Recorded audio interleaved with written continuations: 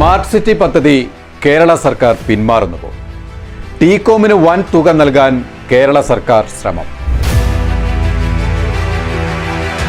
കേരളത്തിന്റെ ഏറ്റവും വലിയ സ്വപ്ന പദ്ധതിയായിരുന്നു ദുബായ് ആസ്ഥാനമായി പ്രവർത്തിക്കുന്ന ടീകോം കമ്പനിയുമായി 2011 കരാർ ഒപ്പിട്ട സ്മാർട്ട് സിറ്റി പദ്ധതി.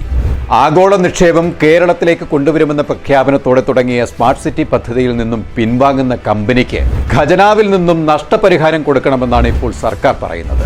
ഉമ്മൻചാണ്ടി സർക്കാർ 2007 ഉദ്ഘാടനം ചെയ്തതോടെയാണ് ഈ പദ്ധതിയുടെ ആദ്യഘട്ടം യാഥാർത്ഥ്യമാവുന്നത്.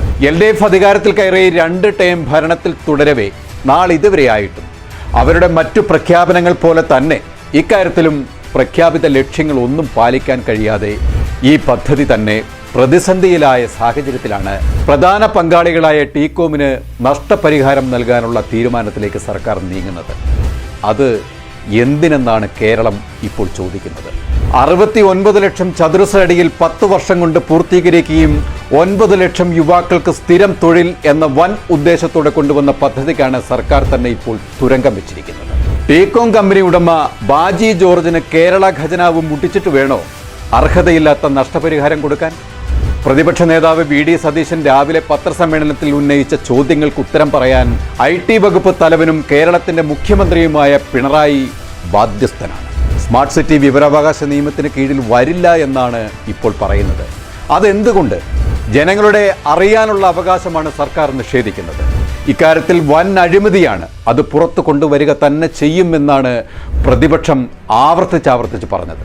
എന്തടിസ്ഥാനത്തിലാണ് ടീകോമിന് നഷ്ടപരിഹാരം നൽകുക? ടീകോമിൽ നിന്നും സർക്കാരാണ് കോമ്പൻസേഷൻ ആവശ്യപ്പെടേണ്ടത്. കരാർ ഒപ്പിട്ട് നാളിതുവരെയായിട്ടും അത് ചെയ്യാതെ സർക്കാർ അവർക്ക് എന്തിന് നഷ്ടം വെച്ച് കൊടുക്കണം?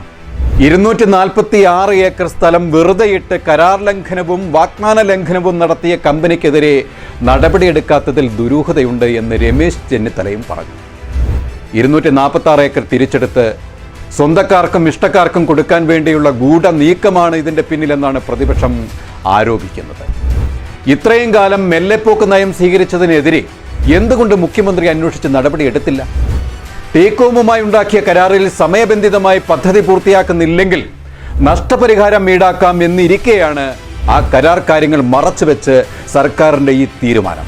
88 ലക്ഷം ചതുരശ്ര അടി കെട്ടിടം നിർമ്മിക്കാനും അതിൽ 69 ലക്ഷത്തോളം ചതുരശ്ര അടി കെട്ടിടം IT മേഖലയ്ക്ക് മാറ്റിവെക്കാനും 90,000 പേർക്ക് തൊഴിൽ കൊടുക്കാനുമൊക്കെയായിരുന്നു കരാറിൽ.